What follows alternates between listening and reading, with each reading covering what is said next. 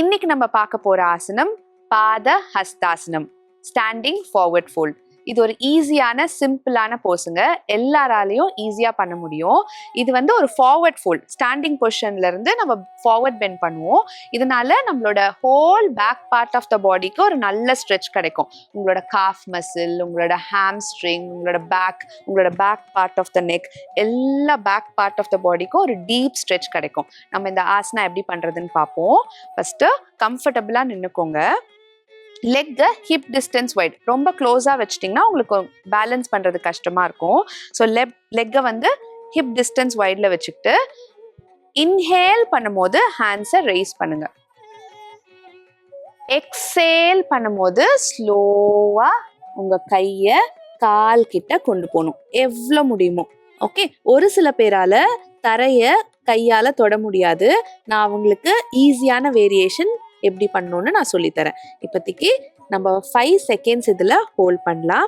5 4 3 2 1.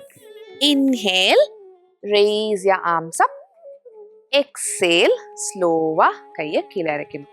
Okay, so சில பேரால கையை தரைக்கிட்ட கொண்டு போக முடியாது. பாடி இப்படிதான் இருக்கும். பிகாஸ் அவங்களோட லெக் மசிலும் பேக்கும் ரொம்ப ஸ்டிஃபா இருக்கும். அதனால அவங்களோட பாடி ஃபார்வர்ட் பெண்ட் பண்ண சொன்னா இப்படிதான் இருக்கும். ஓகே, ஸோ இந்த மாதிரி இருக்கும் போது நீங்க ஃபார்வர்ட் பெண்ட், இந்த பாத ஹஸ்தாசனம் எப்படி பண்ணணும்னா, உங்களோட நீஸை நல்லா பெண்ட் பண்ணிக்கலாம். ஓகே, ஃபர்ஸ்ட் உங்க நீஸை நல்லா பெண்ட் பண்ணிட்டு உங்க கையை கீழே கொண்டு போனீங்கன்னா ஈஸியா தொட முடியும்.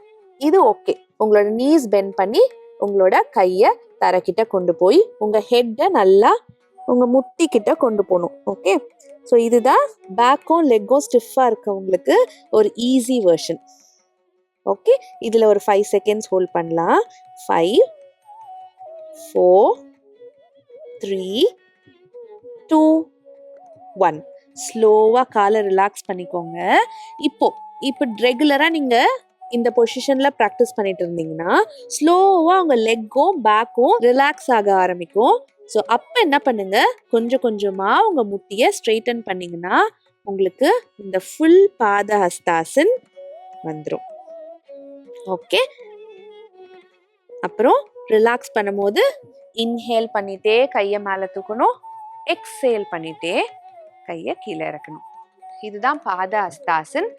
உங்களால் எவ்வளோ முடியுதோ அவ்வளோ பண்ணுங்க. ஃபுல்லாக உங்கள் தலையை கொண்டு போய் முட்டியில் தொடணும்னு அவசியம் கிடையாது.